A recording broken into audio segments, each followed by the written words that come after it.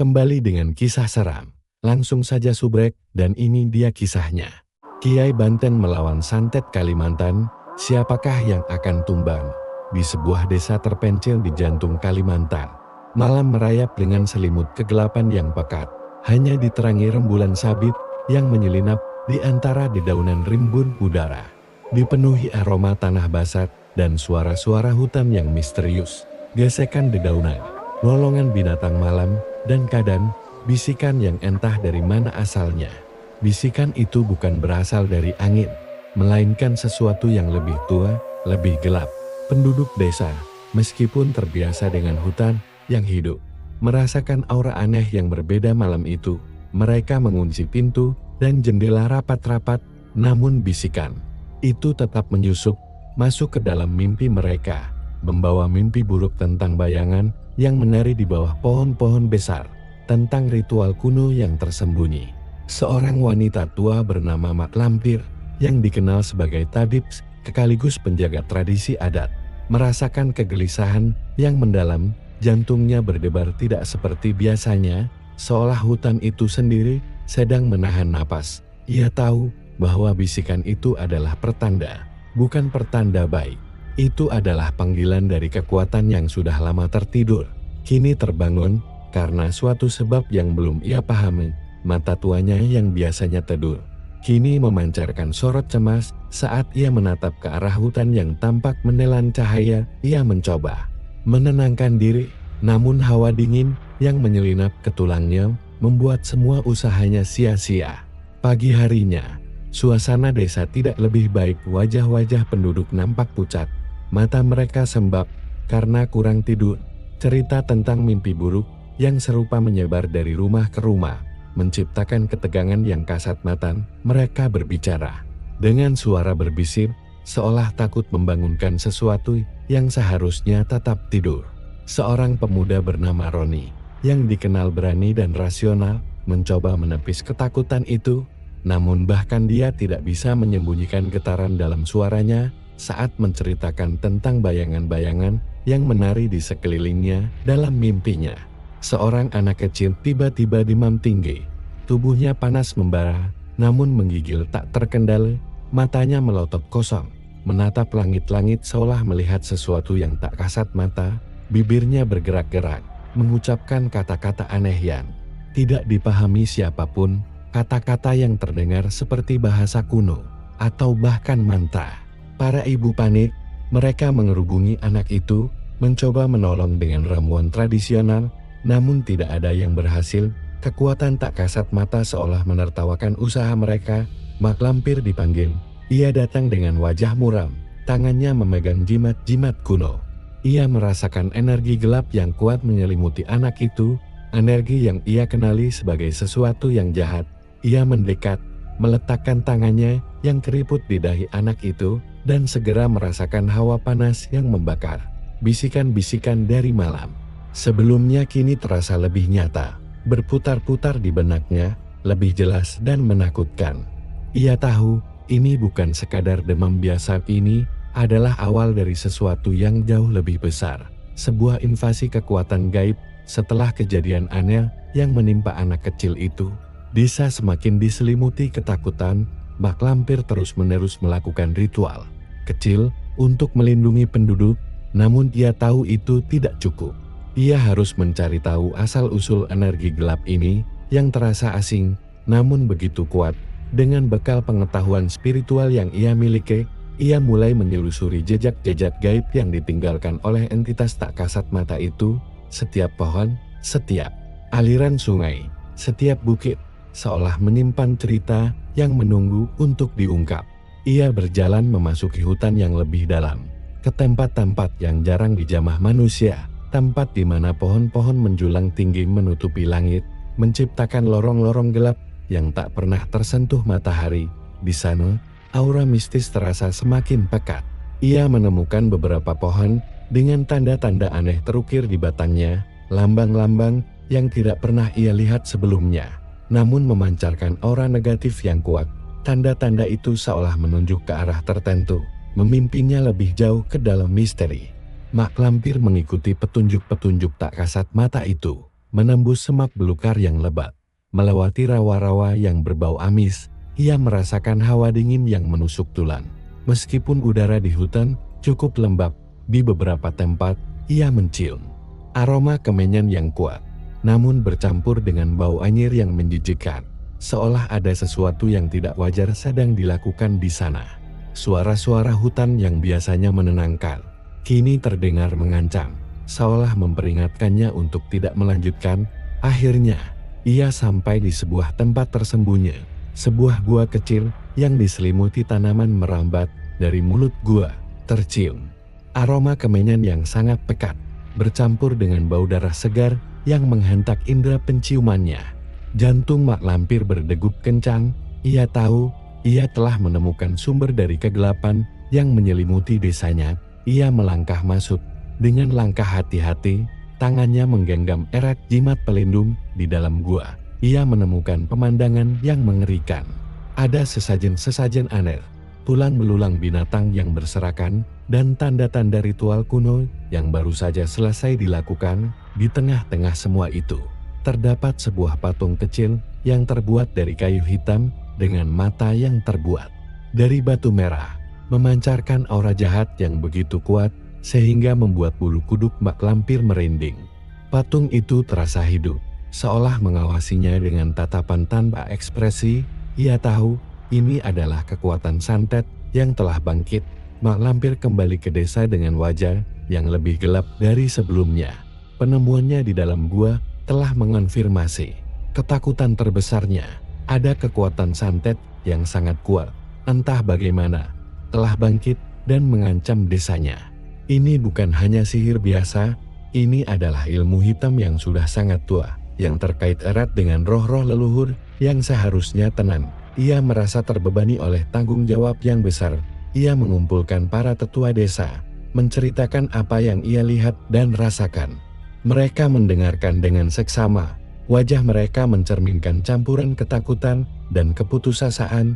Beberapa dari mereka bercerita tentang mimpi aneh yang mereka alami, di mana leluhur mereka tampak gelisah, berbicara dengan bahasa yang tidak dapat dimengerti, namun jelas mengisyaratkan bahaya yang mendekat. Mereka tahu bahwa tradisi mereka telah dihormati selama berabad-abad, dan pelanggaran seperti ini dapat membawa malapetaka. Mak Lampir menjelaskan bahwa energi santet ini sangat kuno, jauh lebih tua dari yang pernah mereka tangani sebelumnya. Ia menduga ada seseorang atau sekelompok orang yang dengan sengaja membangkitkan ilmu ini, mungkin untuk tujuan jahat yang masih belum jelas. Ilmu ini bukan hanya menyerang fisik, tetapi juga jiwa, mengganggu ketenangan roh-roh penjaga desa, membuat mereka tidak dapat melindungi seperti biasanya.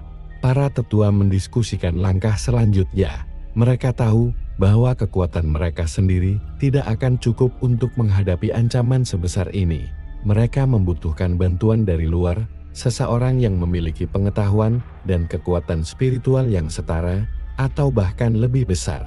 Nama-nama para dukun dan paranormal di sekitar Kalimantan disebut, namun tidak ada yang terasa cukup. Di tengah diskusi yang tegang, seorang tetua tiba-tiba teringat akan sebuah legenda lama. Legenda tentang seorang kiai dari Banten di Pulau Jawa yang memiliki ilmu kebal dan mampu menaklukkan berbagai ilmu hitam paling ganas. Kiai itu bukan hanya ahli dalam syariat agama, tetapi juga memiliki karomat dan ilmu laduni yang luar biasa.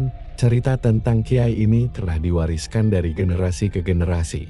Meskipun banyak yang menganggapnya sebagai mitos, Mak Lampir merenung. Meskipun skeptis, ia merasa ada secercah harapan.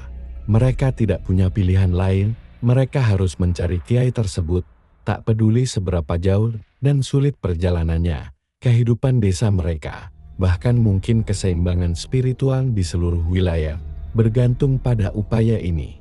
Dengan keputusan bulat untuk mencari pertolongan, seorang pemuda bernama Rio, yang dikenal sebagai salah satu yang paling berani di desa, mengajukan diri untuk melakukan perjalanan ke Banten. Dia adalah pemuda yang kuat, cerdas, dan memiliki keyakinan yang teguh. Mak Lampir memberinya beberapa jimat pelindung dan petunjuk tentang bagaimana mencari kiai yang dimaksud. Meskipun petunjuk itu samar dan lebih seperti sebuah teka-teki, Perjalanan Rio adalah sebuah ujian. Ia harus melintasi hutan belantara yang luas, menyeberangi sungai-sungai yang berarus deras, dan menghadapi berbagai bahaya alam. Ia tidak punya peta modal, hanya berbekal pengetahuan tentang rute tradisional dan intuisi. Malam-malamnya dihabiskan di bawah bintang-bintang, ditemani suara-suara alam yang terkadang menenangkan, terkadang membuat bulu kuduk berdiri. Ia tahu bahwa bahaya bukan hanya datang dari hewan buas, tetapi juga dari makhluk gaib yang mungkin tertarik pada perjalanannya. Selama perjalanannya, Rio sering merasakan kehadiran tak kasat mata. Kadang, ia merasa seperti ada yang mengawasinya dari balik pohon-pohon. Kadang ia mendengar bisikan-bisikan aneh yang mencoba mengganggu konsentrasinya. Ia tetap teguh, membaca doa-doa yang diajarkan mak lampir, dan memegang erat jimat yang diberikan. Ia tahu bahwa ini adalah ulah dari kekuatan santet yang tidak ingin usahanya berhasil. Setelah beberapa hari yang melelahkan, Rio akhirnya mencapai pesisir. Ia naik kapal kargo yang menuju Jawa, berbor dengan para pedagang dan nelayan. Perjalanan laut tidak kalah menantang, ombak besar sering menghantam kapal, menguji ketahanan mental dan fisiknya. Namun, bayangan anak kecil yang kesakitan dan wajah cemas mak lampir terus memberinya kekuatan untuk bertahan. Setibanya di Jawa, tantangan baru menantinya. Ia harus mencari keberadaan Kiai Banten di antara jutaan penduduk. Ia bertanya kepada orang-orang, mendatangi pesantren-pesantren, dan mengunjungi makam-makam keramat. Banyak yang meragukan ceritanya, menganggapnya sebagai orang aneh dari pedalaman. Namun, Rio tidak menyerah. Keyakinannya pada legenda Kiai itu semakin kuat seiring dengan perjalanannya. Setelah berhari-hari mencari melalui petunjuk-petunjuk yang samar dan kadang menyesatkan, ia akhirnya menemukan sebuah pesantren tua yang tersembunyi di balik bukit-bukit, jauh dari keramaian. Suasana di sana sangat tenang, dipenuhi aura kedamaian dan spiritualitas yang mendalam. Rio merasa inilah tempat yang selama ini ia cari. Jantungnya berdegup kencang. Antara lega dan harapan, Rio melangkah masuk ke dalam kompleks pesantren yang sederhana, namun memancarkan wibawa. Ia melihat para santri belajar mengaji, beberapa mengurus kebun. Semuanya dengan wajah tenang dan khusyuk. Sebuah rasa damai menyelimuti dirinya, seolah beban berat yang ia pikul mulai sedikit terangkat. Seorang santri menyambutnya, menanyakan keperluannya dengan ramah. Rio menjelaskan kedatangannya, menceritakan kisah tentang desanya di Kalimantan yang diserang oleh kekuatan santet kuno. Santri itu mendengarkan dengan saksama, sesekali mengangguk, namun raut wajahnya tetap tenang. Setelah Rio selesai berbicara, santri itu meminta Rio untuk menunggu dan kemudian masuk ke dalam sebuah bangunan kayu tua yang tampak paling sakral di antara bangunan lainnya. Tak lama kemudian, seorang pria paruh baya keluar dari bangunan itu. Wajahnya teduh, matanya memancarkan kebijaksanaan dan ketenangan yang luar biasa. Ia mengenakan sorban putih dan jubah sederhana, namun aura kewibawaannya begitu kuat sehingga membuat Rio menunduk hormat. Inilah Kiai Banten yang selama ini cari, sosok legendaris yang diharapkan dapat menyelamatkan desanya. Kiai mempersilakan Rio masuk, menawarkan teh hangat. Mereka duduk berhadapan. Kiai mendengarkan kembali cerita Rio, kali ini dengan perhatian yang lebih mendalam. Sesekali ia menutup mata, seolah meresapi setiap kata yang diucapkan Rio, bahkan mungkin merasakan energi di baliknya. Ia tidak menunjukkan ekspresi terkejut atau ragu, seolah sudah terbiasa dengan kisah-kisah di luar nalar. Setelah Rio selesai bercerita, Kiai terdiam sejenak. Keheningan itu terasa berat, dipenuhi oleh refleksi dan pertimbangan. Kemudian, ia membuka matanya. "Saya sudah tahu kedatanganmu, Nak," katanya dengan suara yang lembut namun berwibawa. "Sebelum kau sampai di sini, aku sudah merasakan gelombang energi negatif yang datang dari arah Kalimantan. Kekuatan yang kau ceritakan itu memang bukan sembarang kekuatan." Kiai menjelaskan bahwa ilmu santet yang Rio ceritakan adalah ilmu yang sangat tua, yang terkait dengan perjanjian kuno antara manusia dan entitas gaib. Ilmu itu, jika disalahgunakan, dapat membawa malapetaka besar. Ia juga mengungkapkan bahwa ia telah lama menunggu saatnya untuk menghadapi kebangkitan ilmu hitam semacam ini, seolah ini adalah bagian dari takdirnya. Kiai Banten setelah mendengarkan cerita Rio, meminta waktu untuk bermunajat dan merenung. Ia tahu bahwa ancaman yang datang dari Kalimantan ini bukan sekadar serangan santet biasa, melainkan kebangkitan kekuatan kuno yang telah lama tertidur. Ia mengasingkan diri di sebuah ruangan khusus di pesantrennya, tempat ia biasa bermeditasi dan berzikir. Di sana, Kiai melakukan serangkaian ritual spiritual. Ia membaca ayat-ayat suci, memanjatkan doa-doa, dan masuk ke dalam kondisi meditasi yang dalam. Ia ingin merasakan energi santet itu secara langsung, memahami pola-polanya, dan mencari tahu siapa di balik kebangkitan ilmu hitam tersebut. Ia juga ingin mencari petunjuk dari Allah SWT tentang bagaimana cara menghadapi ancaman ini. Selama proses meditasinya, Kiai melihat berbagai pertanda.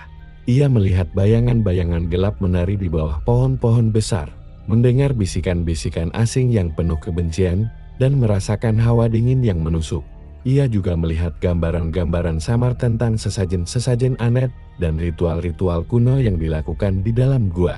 Semua itu mengonfirmasi cerita Rio, namun yang paling mengganggu Kiai adalah sebuah penglihatan tentang sesosok bayangan berjubah hitam dengan mata merah menyala, yang tampak mengendalikan semua kekuatan gelap itu. Sosok itu bukan hanya manusia biasa, melainkan memiliki aura entitas gaib yang sangat kuat, mungkin jin atau makhluk spiritual lain yang telah terikat dengan ilmu santet kuno.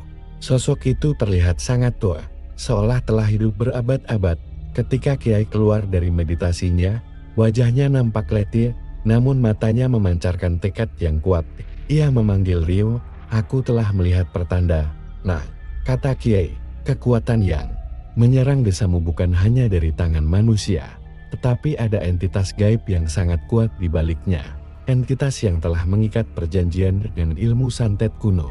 Kiai menjelaskan bahwa pertarungan ini akan menjadi pertarungan antara kebaikan dan kejahatan yang sesungguhnya, bukan hanya pertarungan fisik, tetapi juga pertarungan spiritual. Ia tahu bahwa ia harus pergi ke Kalimantan, meskipun ia tahu bahwa risikonya sangat besar. Ini adalah tugas suci yang harus ia emban. Kiai Banten memutuskan untuk segera berangkat ke Kalimantan. Ia tidak membawa banyak barang, hanya pakaian sederhana, tasbih, dan beberapa kitab suci. Ia tahu bahwa kekuatan sejatinya bukanlah pada benda-benda material, melainkan pada keimanan dan ilmunya. Rio menemaninya, merasa sangat lega dan penuh harapan. Perjalanan mereka berbeda dari perjalanan Rio sebelumnya. Meskipun melalui jalur yang sama, aura yang menyelimuti mereka kini jauh berbeda. Kiai memancarkan ketenangan yang menular. Bahkan, di tengah perjalanan yang sulit, ia terus berzikir dan membaca doa-doa, menciptakan perisai spiritual di sekeliling mereka. Selama perjalanan, Kiai sering berhenti di tempat-tempat tertentu, merasakan energi di sekitarnya. Kadang ia menunjuk ke arah hutan. "Ada yang mengawasi kita dari sana," bisiknya pada Rio. "Mereka mencoba mengganggu perjalanan kita." Namun, berkat zikir dan doanya, makhluk-makhluk gaib itu tidak berani mendekat. Mereka menyeberang lautan. Mana Kiai terlihat duduk tenang meskipun ombak besar menghantam kapal. Ia sesekali melihat ke arah laut, seolah berkomunikasi dengan sesuatu yang tidak terlihat. Rio merasa aman di samping Kiai. Keyakinannya semakin bulat bahwa mereka akan berhasil. Ketika mereka akhirnya tiba di tanah Kalimantan, aura mistis terasa semakin pekat. Kiai langsung merasakan hawa dingin yang menusuk, pertanda bahwa mereka semakin dekat dengan pusat kekuatan santet itu. Ia melihat sekeliling, matanya yang tajam seolah menembus rimbunnya pepohonan, mencari tahu apa yang tersembunyi di baliknya. Setibanya di desa, penduduk menyambut Kiai dengan haru dan penuh harapan. Mereka telah mendengar cerita tentang Kiai dari Rio, dan sekarang melihatnya sendiri. Aura spiritual yang memancar dari Kiai membuat mereka merasa lebih tenang. Kiai menatap wajah-wajah letih penduduk. Ia tahu bahwa tugasnya tidak akan mudah. namun ia telah bertekad untuk melindungi mereka. Setelah tiba di desa, Kiai Banten tidak langsung bertindak. Ia memilih untuk mengamati, merasakan energi di sekeliling desa. Ia berjalan pelan mengelilingi pemukiman. Mata tajamnya memperhatikan setiap sudut, setiap rumah, setiap wajah penduduk. Ia merasakan ketakutan yang mencekam di antara mereka, namun juga melihat adanya perlawanan kecil dari kekuatan lokal yang sudah kewalahan. Kiai menghabiskan waktu berjam-jam di masjid desa, bermunajat dan berzikir. Ia merasakan gelombang energi negatif yang kuat mengelilingi desa, seperti jaring tak kasat mata yang mencoba mencekik kehidupan. Ia juga merasakan adanya roh-roh kintayangan yang disalahgunakan menjadi alat bagi kekuatan santet itu. Udara di desa terasa berat, seolah dipenuhi oleh bisikan-bisikan tak terlihat yang membisikkan keputusasaan. Mak Lampir datang menghadap Kiai, menceritakan secara rinci tentang kejadian-kejadian aneh yang menimpa desa, tentang anak-anak yang sakit, tentang mimpi buruk yang menghantui. Kiai mendengarkan dengan seksama, sesekali mengangguk, namun raut wajahnya tetap tenang. Ia tahu bahwa Mak Lampir adalah sosok yang berilmu, dan kekuatannya telah banyak membantu menjaga desa. Namun, ancaman kali ini terlalu besar untuk ditangani sendiri. Kiai juga mengunjungi anak kecil yang sakit. Ia mendekat, meletakkan tangannya di dahi anak itu. Ia merasakan hawa panas yang membakar, dan mendengar bisikan-bisikan aneh yang keluar dari mulut anak itu. Bisikan itu bukan lagi bahasa biasa, melainkan serangkaian mantra yang diucapkan dalam bahasa kuno.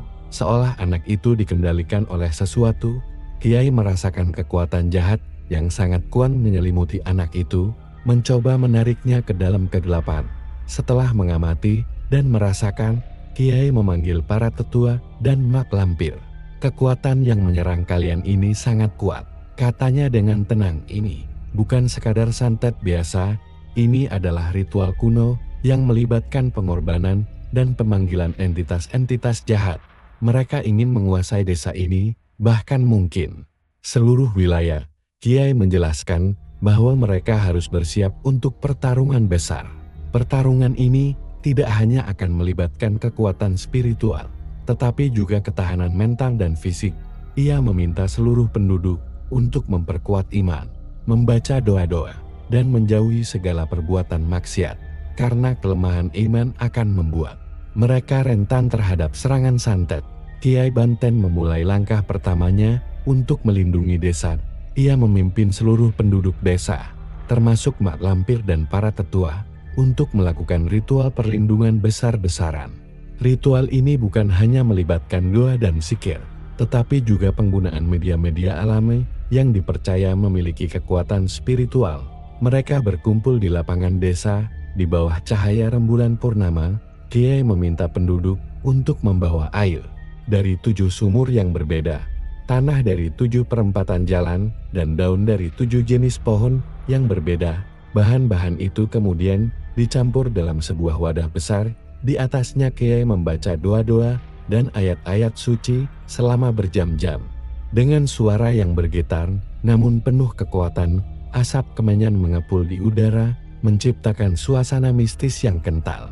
Kiai memejamkan mata, tangannya memegang tasbih, dan bibirnya terus bergerak membaca doa. Energi positif yang kuat terpancar dari dirinya, seolah menciptakan perisai tak kasat mata di sekeliling desa. Penduduk ikut larut dalam ritual. Beberapa dari mereka merasakan getaran di tubuh mereka. Beberapa merasakan hawa dingin yang aneh, seolah ada entitas tak kasat mata yang sedang berjuang di luar perisai itu. Setelah ritual selesai, Kiai memerintahkan penduduk untuk menyiramkan air yang telah diberkahi itu di sekeliling rumah mereka, dan menaburkan tanah serta dedaunan di ambang pintu. Dia juga membagikan jimat-jimat kecil yang telah ia rajah dengan doa-doa, meminta mereka untuk menggantungnya di dalam rumah. Ia menjelaskan bahwa ini akan menjadi benteng pertama mereka melawan kekuatan santet. Pada malam harinya, suasana desa terasa sedikit lebih tenang. Bisikan-bisikan aneh yang biasanya terdengar kini mereda. Anak kecil yang sakit mulai menunjukkan tanda-tanda perbaikan. Demamnya sedikit menurun dan tidurnya lebih nyenyak. Namun, Kiai tahu bahwa ini hanyalah permulaan. Ia merasakan kekuatan santet itu belum menyerah.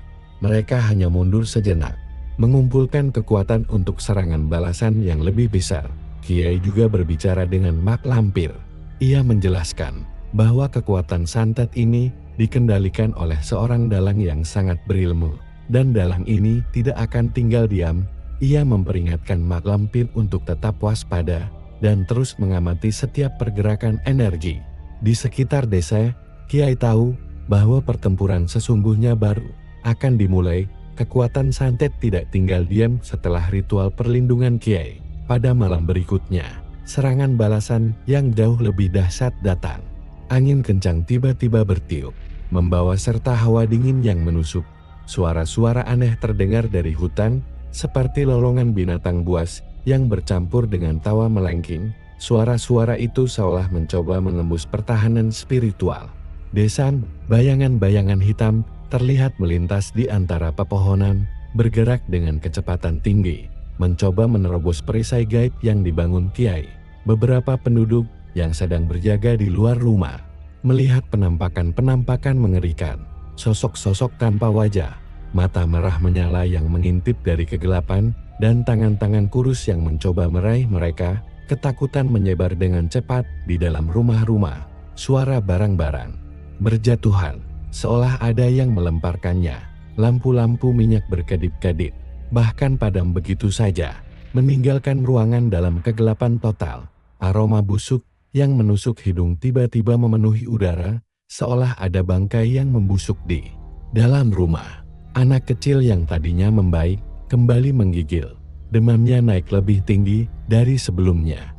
Kiai Banten segera beraksi. Ia keluar dari masjid, berdiri di tengah lapangan desa, mengangkat tangannya ke langit.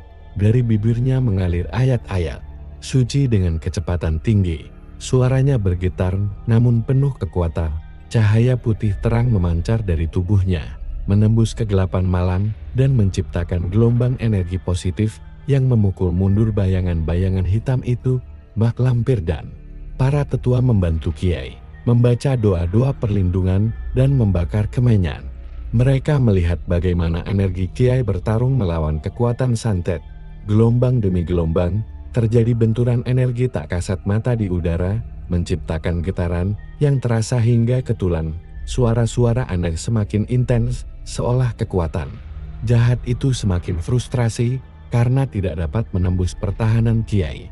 Pertarungan itu berlangsung hingga menjelang subuh. Ketika fajar mulai menyingsing dan azan berkumandang dari masjid, kekuatan santet itu akhirnya mundur.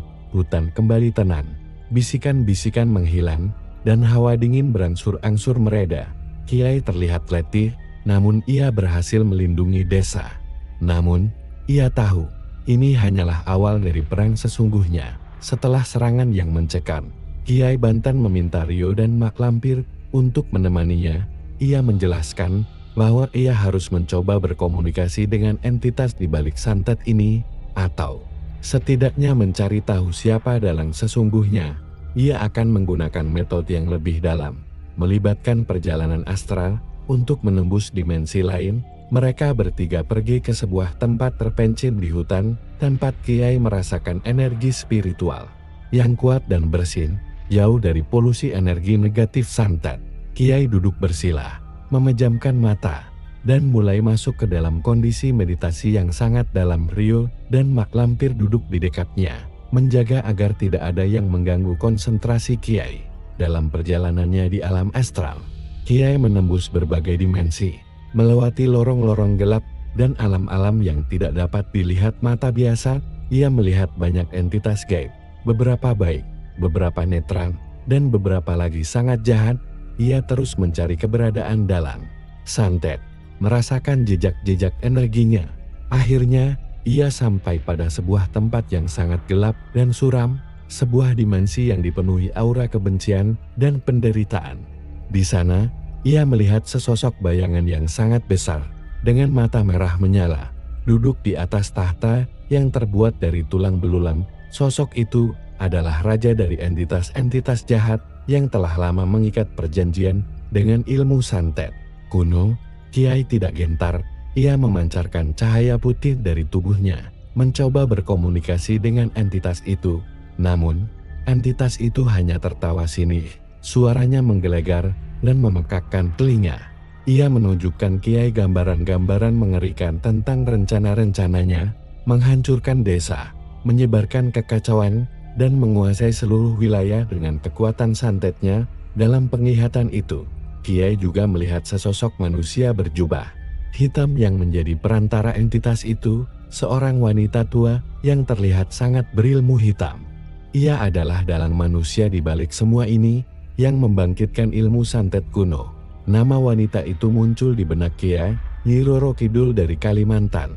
Kiai menyadari bahwa Nyi Roro Kidul ini bukanlah Nyi Roro Kidul yang legendaris, melainkan seorang penyihir hitam yang meniru namanya untuk menakuti. Kiai keluar dari meditasinya, tubuhnya lelah, namun matanya dipenuhi tekad. Ia memberitahu Rio dan Mak Lampir tentang apa yang ia lihat. Dalang di balik semua ini adalah seorang penyihir hitam yang sangat kuat, kata Kiai. Dia menyebut dirinya Nyi Roro Kidul, dan dia telah bersekutu dengan entitas jahat dari dimensi lain. Setelah mengetahui identitas dalang santet, Kiai Banten memanggil Mak Lampir. Apakah kau mengenal seseorang yang disebut Nyi Roro Kidul di daerah ini? Tanya Kiai. Mak Lampir terdiam, wajahnya pucat. Ia mengangguk pelan. Ya, Kiai, katanya. Dengan suara bergetar, ada seorang wanita tua yang tinggal jauh di dalam hutan, di sebuah tempat yang sangat terpencil. Ia dikenal sebagai penyihir hitam yang sangat kuat, sering disebut Nyi Roro Kidul. Dia sudah lama menghilang dari peredaran, tidak ada yang berani mendekatinya. Mak Lampir menjelaskan bahwa Nyi Roro Kidul adalah nama yang menakutkan di kalangan masyarakat setempat. Ia dikenal memiliki ilmu hitam tingkat tinggi, mampu mengirimkan santet paling mematikan, dan bahkan bisa mengendalikan binatang buas. Namun, sudah puluhan tahun Nyi Roro Kidul tidak pernah menunjukkan diri. Banyak yang mengira ia telah meninggal atau menghilang. Kebangkitannya kini membuat Mak Lampir merasa sangat cemas. Kiai meminta Mak Lampir untuk menceritakan semua yang ia ketahui tentang Nyi Roro Kidul. Mak Lampir bercerita tentang reputasi Nyi Roro Kidul sebagai murid dari seorang penyihir legendaris yang jauh lebih tua, tentang pengorbanan-pengorbanan yang ia lakukan untuk mendapatkan kekuatannya, dan tentang ketidakmampuan siapapun untuk menaklukkannya. Cerita itu penuh dengan detail mengerikan yang membuat Rio merinding. Kiai mendengarkan dengan seksama, menyerap setiap informasi. Ia tahu bahwa Nyi Roro Kidul ini bukan lawan sembarangan. Ia adalah penyihir yang sudah sangat berpengalaman, yang kekuatannya berasal dari perjanjian dengan entitas-entitas gelap. Namun, Kiai tidak menunjukkan rasa takut. Ia justru merasakan panggilan untuk menghadapi kejahatan ini. Kiai menyadari bahwa Nyi Roro Kidul ini memiliki tujuan yang lebih besar dari sekadar menguasai satu desa. Ia ingin menyebarkan kekacauan dan kegelapan, mungkin sebagai bagian dari ambisinya untuk menjadi penguasa ilmu hitam di seluruh Kalimantan. Pertarungan ini akan menjadi pertarungan ideologi antara kekuatan kebaikan dan kejahatan. Kita harus menghadapinya, kata Kiai dengan tegas. Tidak ada jalan lain. Semakin lama kita menunda, semakin kuat ia akan menjadi. Kita harus menemukannya di sarangnya, di tempat ia melakukan ritual-ritualnya. Kiai tahu bahwa ini adalah misi bunuh diri, namun ia tidak gentar. Dengan informasi yang didapat dari Mak Lampir, Kiai Bante, ditemani Rio dan Mak Lampir, memutuskan untuk pergi ke sarang Nyi Roro Kidul. Mereka tahu bahwa perjalanan ini akan sangat berbahaya, namun tidak ada pilihan lain. Mereka harus menghadapi ancaman ini di akarnya.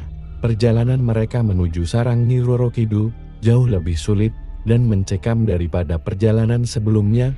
Hutan terasa lebih gelap, seolah setiap pohon menyimpan rahasia kelam. Hawa dingin yang aneh semakin menusuk, dan suara-suara bisikan dari segala arah mencoba mengganggu konsentrasi mereka. Kiai terus berzikir, menciptakan perisai spiritual yang melindungi mereka.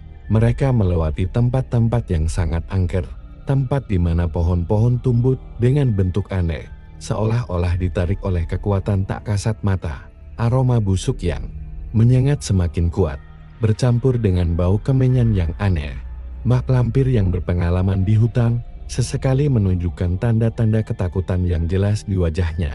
Semakin dekat dengan sarang Nyi Roro Kidul, semakin kuat pula energi santet yang terasa. Mereka melihat patung-patung aneh yang terbuat dari kayu dan tulang, digantung di dahan-dahan pohon, seolah menjadi penjaga gaib. Tiba-tiba, burung-burung gagak berterbangan di atas mereka. Suaranya serak dan menakutkan, seolah menjadi pertanda buruk. Ryu, meskipun berani merasakan ketakutan yang mencekam, ia melihat bagaimana wajah Kiai tetap tenang, namun sorot matanya tajam dan penuh kewaspadaan. Kiai terus mengingatkan mereka untuk membaca doa-doa, agar hati mereka tetap teguh dan tidak terpengaruh oleh kekuatan jahat. Akhirnya, mereka tiba di sebuah tempat terbuka di tengah hutan, di mana terdapat sebuah bangunan tua yang terbuat dari batu hitam, diselimuti lumut dan tanaman merambat. Bangunan itu tampak sangat kuno, seolah telah berdiri di sana selama ribuan tahun. Dari dalam bangunan itu, memancar aura gelap yang begitu kuat, sehingga membuat Ryo dan mak lampir hampir tidak bisa bernapas. Inilah sarang Nyi Roro Kidul. Begitu mereka mendekati bangunan batu hitam, aura kegelapan yang memancar semakin kuat. Udara terasa berat, seolah dipenuhi oleh energi negatif. Suara-suara aneh mulai terdengar dari dalam bangunan, bisikan-bisikan, tawa sinis, dan kadang-kadang lolongan yang mengerikan. Ryo dan mak lampir merasakan bulu kuduk mereka merinding. Tiba-tiba, dari kegelapan di depan gerbang, muncullah Nyi Roro Kidul. Ia adalah seorang wanita tua, dengan rambut putih panjang yang terurai. Matanya memancarkan cahaya merah yang mengerikan, wajahnya keriput, namun memancarkan aura kekuatan yang luar biasa. Ia mengenakan jubah hitam yang menjuntai hingga tanah, dan di tangannya memegang tongkat kayu dengan ukiran aneh. Akhirnya kau datang, Kiai Banten. Suara Nyi Roro Kidul terdengar serak dan mengancam, seolah ribuan suara berbicara dalam satu. Tubun, sudah lama aku menunggumu. Kau telah mengganggu rencanaku. Ia tertawa sinis, tawa yang membuat tulang bergetar. Kiai Banten berdiri tegak, tidak menunjukkan rasa takut sedikit pun. Nyi Roro Kidul, kata Kiai dengan suara tenang namun berwibawa, hentikanlah kejahatanmu, kembalilah ke jalan yang benar, sebelum terlambat. Jalan yang benar? Nyi Roro Kidul tertawa lagi, kali ini lebih keras. Bagiku, ini adalah jalan yang benar. Kekuatan ini adalah milikku, dan aku akan menggunakannya untuk menguasai dunia ini. Ia mengayunkan tongkatnya, dan tiba-tiba puluhan makhluk gaib, jin-jin dan roh-roh jahat muncul dari kegelapan, mengelilingi mereka. Wajah-wajah makhluk itu mengerikan, mata mereka menyala, dan taring mereka panjang. Kiai tidak gentar, ia mengangkat tangannya, dan cahaya putih terang memancar dari tubuhnya, mengusir makhluk-makhluk gaib itu sejenak. Kekuatanmu adalah kekuatan palsu, Nyi Roro Kidul, kata Kiai. Kekuatan yang berasal dari kegelapan tidak akan pernah bertahan lama. Nyi Roro Kidul menyerang lebih dulu. Ia melontarkan mantra-mantra kuno, dan tiba-tiba angin puyuh hitam terbentuk di sekelilingnya, menghempaskan Ryo dan mak lampir. Dari tangannya keluar bola-bola api hitam yang melesat ke arah Kiai. Kiai menangkisnya dengan mudah, dengan membaca ayat-ayat suci yang mengubah bola api itu menjadi abu. Pertarungan sengit di gerbang kegelapan baru saja dimulai. Bintang pertarungan antara Kiai Banten dan Nyi Roro Kidul adalah sebuah tontonan yang mengerikan dan memukau. Keduanya melancarkan serangan spiritual tingkat tinggi, menciptakan benturan energi yang tak kasat mata namun terasa sangat kuat. Kiai membaca ayat-ayat suci dan doa-doa, memancarkan cahaya putih yang menyilaukan. Sementara Nyi Roro Kidul melontarkan mantra-mantra kuno dan memanggil entitas-entitas jahat, menyebarkan kegelapan. Nyi Roro Kidul memanggil berbagai jenis santet, santet paku, santet jarum, santet tanah kuburan. Benda-benda gaib itu melesat ke arah Kiai dengan kecepatan tinggi, namun Kiai dengan sigap menangkisnya, mengubahnya menjadi udara. Ia menggunakan ilmu kebalnya, dan juga ilmu laduni yang memungkinkan ia mengetahui setiap gerakan lawannya. Roro Kidul tidak menyerah. Ia mengubah wujudnya menjadi bayangan hitam yang besar, mencoba mencekik Kiai. Kiai membalas dengan membaca ayat kursi, dan bayangan hitam itu berteriak kesakitan, kembali ke wujud aslinya.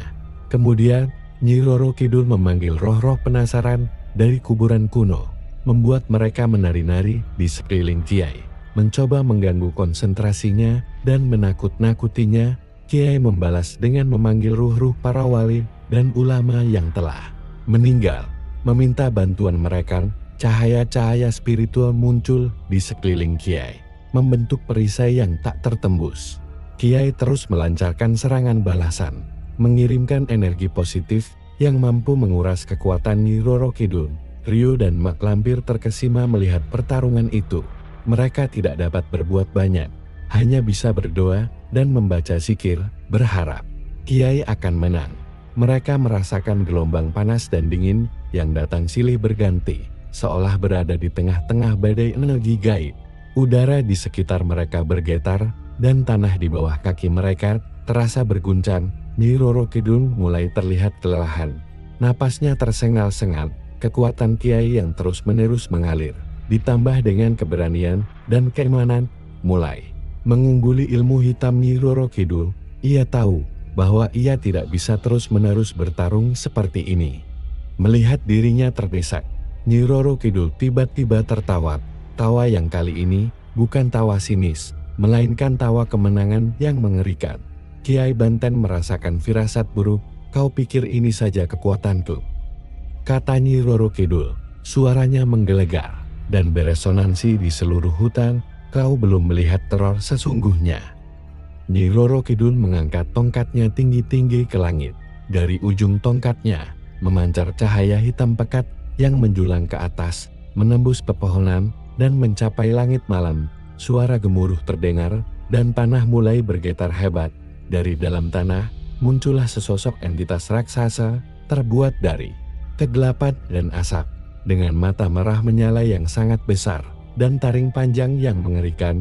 Ini adalah raja dari entitas-entitas jahat yang Kiai lihat dalam perjalanannya di alam astral. Sosok yang sangat besar dan menakutkan, yang memancarkan aura kebencian dan penderitaan yang tak terhingga. Kehadirannya membuat udara terasa sangat berat, seolah oksigen dihisap habis. Ryu dan Mak Lampir jatuh berlutut, tidak sanggup menahan aura mengerikan dari entitas itu. Ini adalah penguasa kegelapan yang telah mengikat perjanjian denganku. Nyi Roro Kidul dengan bangga. Tidak ada satupun kekuatan di dunia ini yang dapat mengalahkannya, bahkan kau sekalipun, Kiai Banten. Ia terlihat sangat yakin akan kemenangannya. Entitas raksasa itu menggeram. Suaranya seperti gemuruh guntur yang membelah langit. Ia mengangkat tangannya yang besar, dan dari telapak tangannya memancar gelombang energi hitam yang sangat kuat, menghancurkan pohon-pohon di sekitarnya. Kiai merasakan kekuatan yang luar biasa, jauh melebihi apa yang pernah ia hadapi sebelumnya. Kiai Banten berdiri tegur, meskipun ia merasakan tekanan yang luar biasa. Ia tahu bahwa ini adalah pertarungan sesungguhnya, pertarungan antara kekuatan spiritual dan kegelapan murni. Ia harus menggunakan semua ilmunya, semua karomahnya, untuk mengalahkan entitas ini. Ini bukan lagi tentang melindungi desa, ini tentang menjaga keseimbangan antara kebaikan dan kejahatan. Kiai Banten tahu bahwa ini adalah momen krusial.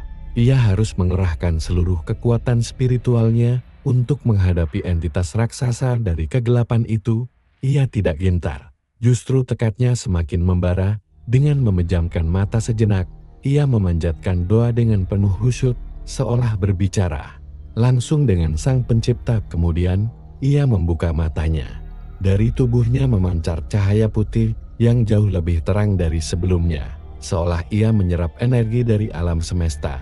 Cahaya itu membentuk perisai pelindung di sekelilingnya dan kemudian membesar, mencoba mengusir entitas raksasa itu. Entitas itu meraung kesakitan, asap hitam mengepul dari tubuhnya saat cahaya Kiai mengenainya. Kiai melantunkan ayat-ayat suci Al-Quran dengan suara yang menggema. Setiap hurufnya seolah memiliki kekuatan untuk menghancurkan kegelapan. Ayat-ayat itu menjadi senjata spiritual, menembus tubuh entitas itu, membuatnya mengerang dan bergetar hebat. Nyi Roro Kidul terlihat panik. Ia mencoba membantu entitas itu dengan melontarkan mantra-mantra baru, namun kekuatan Kiai terlalu besar. Pertarungan itu adalah sebuah tontonan kekuatan spiritual yang luar biasa.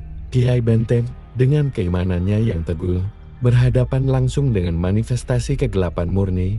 Ia tidak menyerang dengan fisik, melainkan dengan kekuatan doa, zikir, dan pancaran cahaya ilahi. Setiap kali Kiai melantunkan sebuah ayat, entitas itu menyusut sedikit dan teriakan kesakitannya semakin keras. Energi Kiai yang tak terbatas seolah menguras kekuatan entitas itu. Entitas itu mencoba membalas dengan melontarkan gelombang-gelombang energi hitam, namun Kiai selalu berhasil menangkisnya dengan perisai cahayanya. Kiai terus-menerus menyerang dengan doa dan ayat-ayat suci tanpa henti, seolah ia adalah perwujudan kebaikan yang sedang memerangi kejahatan. Akhirnya, entitas raksasa itu tidak dapat bertahan lebih lama. Tubuhnya mulai retak, mengeluarkan asap hitam pekat yang kemudian menghilang ke udara. Jeritan terakhirnya menggema di seluruh hutan, suara yang penuh keputusasaan dan kepahitan. Sebelum akhirnya benar-benar lenyap, Nyi Roro Kidul terdiam, wajahnya pucat pasi, matanya membelalak tak percaya. Setelah entitas raksasa itu lihat, aura kegelapan yang menyelimuti tempat itu berangsur-angsur menghilang. Kiai Banteng, meskipun terlihat letih, masih berdiri tegak, memancarkan cahaya yang sedikit meredup. Ia menatap Nyi Roro Kidul, yang kini terlihat sangat kecil dan tidak berdaya di hadapannya. Nyi Roro Kidul jatuh berlutut, tubuhnya gemetar. Kekuatan yang selama ini menjadi andalannya, yang memberinya keangkuhan dan kepercayaan diri, kini telah hancur. Ia tidak bisa lagi memanggil entitas-entitas jahat. Ia tidak bisa lagi melontarkan santet mematikan. Wajahnya yang keriput kini dipenuhi rasa takut yang nyata. Kekuatanmu telah sirna, Nyi Roro Kidul, kata Kiai dengan suara tenang. Kembalilah ke jalan yang benar, bertaubatlah, masih ada kesempatan bagimu untuk menebus dosa-dosamu. Nyi Roro Kidul menggelengkan kepalanya, air mata mengalir di pipinya yang keriput. Aku tidak bisa, Kiai, katanya dengan suara seram. Aku sudah terlalu jauh, jiwaku sudah terikat dengan kegelapan, tidak ada lagi jalan kembali bagiku. Ia terlihat putus asa, menyadari kehancurannya. Kiai tidak menyerang, ia mencoba mendekati Nyi Roro Kidul, mengulurkan tangannya seolah ingin membimbingnya. Semua orang bisa bertaubat, Nyi Roro Kidul, katanya lembut. Allah Maha Pengampun, lepaskanlah semua ikatanmu dengan kegelapan. Namun, Nyi Roro Kidul tiba-tiba melakukan sesuatu yang tak terduga. Dengan sisa-sisa kekuatannya, ia mengayunkan tongkatnya ke tanah. Dan tiba-tiba, sebuah lubang hitam muncul di bawah kakinya. Seolah menelannya ke dalam dimensi lain, ia menatap Kiai dengan tatapan penuh kebencian bercampur penyesalan. Sebelum akhirnya menghilang sepenuhnya, Kiai Banteng menghela napas panjang. Ia tahu bahwa Nyi Roro Kidul memilih untuk melarikan diri ke dimensi lain, mungkin untuk mencari kekuatan baru, atau mungkin untuk selamanya bersembunyi. Namun, untuk saat ini, ancaman santet Kalimantan telah berhasil ia taklukkan. Ia menoleh ke arah Rio dan Mak Lampir yang masih terlihat shock namun lega setelah Nyi Roro Kidul menghilang. Suasana di hutan itu berangsur-angsur kembali normal. Aura kegelapan yang tadinya mencekik, kini lenyap digantikan oleh ketenangan dan kedamaian. Burung-burung mulai berkicau dan cahaya matahari menembus dedaunan, menciptakan pemandangan yang indah. Kiai Banteng, Rio, dan Mak Lampir kembali ke desa. Kabar kemenangan Kiai menyebar dengan cepat. Penduduk desa menyambut mereka dengan sorak-sorai dan air mata haru. Mereka bersyukur kepada Allah SWT atas pertolongan yang telah diberikan, dan berterima kasih tiada henti kepada Kiai Banteng. Kiai segera melakukan ritual penyembuhan untuk anak kecil yang sakit. Ia membaca doa-doa di dekat anak itu, memercikan air yang telah diberkahi ke tubuhnya. Perlahan tapi pasti, demam anak itu turun, matanya kembali jernih, dan ia mulai tersenyum. Seluruh desa bersukacita melihat kesembuhan anak itu. Kiai juga melakukan ritual pembersihan spiritual untuk seluruh desa. Ia memimpin doa bersama, membersihkan sisa-sisa energi negatif yang mungkin masih tertinggal. Ia meminta penduduk untuk terus memperkuat iman mereka, menjaga kebersihan hati, dan menjauhi perbuatan syirik, agar tidak ada lagi celah bagi kekuatan jahat untuk masuk. Mak Lampir dan para tetua desa merasa sangat berterima kasih kepada Kiai. Mereka mengakui kehebatan ilmu dan karomah Kiai yang jauh melampaui pengetahuan mereka. Mereka berjanji untuk menjaga desa dengan lebih baik dan terus mengajarkan nilai-nilai kebaikan kepada generasi berikutnya. Perlahan-lahan, desa itu kembali pulih. Tawa anak-anak kembali terdengar. Para petani kembali ke ladang mereka, dan suasana ketenangan yang sempat hilang kini kembali. Kiai Banten telah membawa kedamaian ke desa itu. Kedamaian yang terasa sangat berharga setelah melewati cobaan yang mengerikan. Beberapa hari kemudian, Kiai Banten memutuskan untuk kembali ke Banten. Meskipun penduduk desa memohon agar ia tinggal lebih lama, Kiai menjelaskan bahwa tugasnya telah selesai. Ia telah mengusir kegelapan, dan sekarang desa itu harus berdiri sendiri dengan iman dan kekuatan mereka sendiri. Sebelum pergi, Kiai memberikan pesan terakhir kepada seluruh penduduk desa. Ingatlah, katanya dengan suara yang lembut, namun penuh makna, kekuatan sejati bukan terletak pada ilmu atau jimat, melainkan pada keimanan yang kokoh kepada Allah SWT, pada kejujuran, dan pada kebaikan hati. Selama kalian berpegang teguh pada nilai-nilai itu, tidak akan ada kekuatan jahat yang dapat mengalahkan kalian. Dia juga mengingatkan mereka tentang pentingnya menjaga harmoni dengan alam dan menghormati tradisi leluhur. Namun dengan filter agama, Kiai menjelaskan bahwa ilmu hitam akan selalu ada. Namun jika iman kuat, maka ia tidak akan mampu menembus pertahanan. Ia berpesan untuk selalu berhati-hati dan tidak mudah tergoda oleh janji-janji kekuatan instan. Kiai juga berpesan kepada Rio untuk terus belajar dan mengamalkan ilmu agama, karena Rio telah menunjukkan keberanian dan keteguhan hati yang luar biasa. Ia berharap Rio bisa menjadi pemimpin yang baik bagi desanya di masa depan. Seorang yang berilmu dan berakhlak mulia, Rio dan Mak Lampir mengantar Kiai hingga ke pelabuhan. Ada rasa haru dan sedih, namun juga harapan. Mereka tahu bahwa meskipun Kiai telah pergi, warisan ilmunya akan selalu tinggal. Kisah tentang Kiai Banten yang menaklukkan Santet Kalimantan akan diceritakan dari generasi ke generasi, menjadi legenda yang abadi. Desa itu yang pernah diliputi teror, kini menjadi simbol ketahanan dan keimanan. Mereka tahu bahwa perjuangan melawan kejahatan tidak pernah benar-benar berakhir, namun dengan keyakinan yang kuat dan bimbingan dari para ulama, mereka akan selalu siap menghadapinya. Kisah Kiai Banten dan Santet Kalimantan akan menjadi pengingat abadi bahwa cahaya akan selalu menang atas kegelapan, asalkan ada keberanian untuk berdiri melawannya.